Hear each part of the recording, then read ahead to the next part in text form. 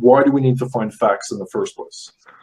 Well, first off, Matt, always glad to be here. This is the one time a week I get to pretend to be a genius. So I appreciate the time and always the opportunity to chat with you.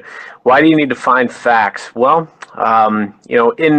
in a sales organization, or let's say you're in a sales role, or you're in a leadership role, or whatever you happen to be doing in your business or in your career, you're always in charge of finding and developing and nurturing relationships. And in order to do that, you've got to understand the motivation and the pain points and the ideas of the people that you're working with. Now, I have what I call the sales food chain, right? So the sales food chain starts with the customer; they're the center of our world. But then there are multiple different members of yourself and your team, and different partners that you may work with, or other vendors and things of that stature that are all touching the customer and all intertwined. You're also part of a food chain that includes your organization and your leadership team, and then other peers and other folks that you may work with.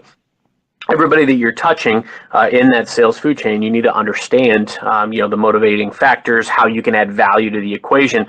And the best way you're going to do that is by understanding, their MO, and, spending time invested in understanding the relationship, asking about, things that they are prioritizing in their business, maybe current projects that they're working on, and figuring out where you can help, and also finding out what's on the roadmap and where you may be able to add value, because ultimately you're trying to understand what is working for them, what gaps they may have in process, and then once you uncover those gaps, you're going to utilize that in order to kind of brandish your personalized recommendation on a go forward. But every step along the way, whether you are prospecting, whether you are getting to know the client, or whether you're pressing forward with a strategy, or even from a post-sale standpoint, you're going to be asking questions, and you're going to be gleaning facts, and you're going to be using those facts to figure out what the next step of the process is.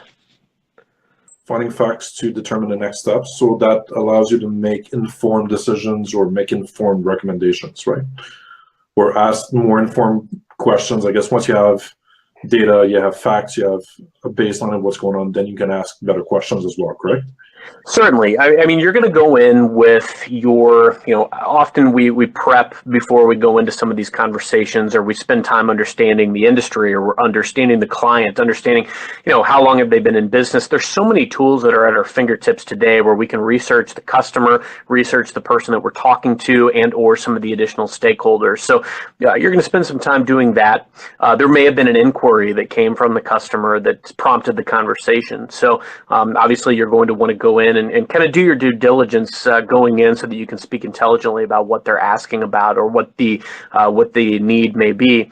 The other piece to that too is you're going to spend a lot of time working with clients of their ilk. You may work with other people in their industry or some of their competitors, and so it behooves you to be able to go in and say, hey, XYZ company or other companies in this field have indicated to me that this is something that they're seeing. This is a trend. This is a pain point that they have. Do you share that, or how have you addressed that? And you're just opening it up with some of these open-ended questions. That's what's going to lead to a lot of offshoot questions. So certainly the initial questions and the initial strategy around that is going to open up the dialogue, but then it will give you the opportunity to have it go into some of these additional questions. And one thing that I'll say around that too, I think the key piece in selling and having some of these, going in and asking some of these questions and driving that conversation is really about being conversational and not being wooden, not being on a script where you're asking a set list of fact-finding questions. Sure, you may do that out of the gates, when you're starting out, or when you're starting something new, or when you're starting to sell maybe a new product line, or to kind of keep you on task. You may have some basic questions that break you into that. But I think the key piece is being able to walk in and ask some informed questions, but then also being able to pivot based on the responses and bleed into the subsequent follow-up questions that you ask.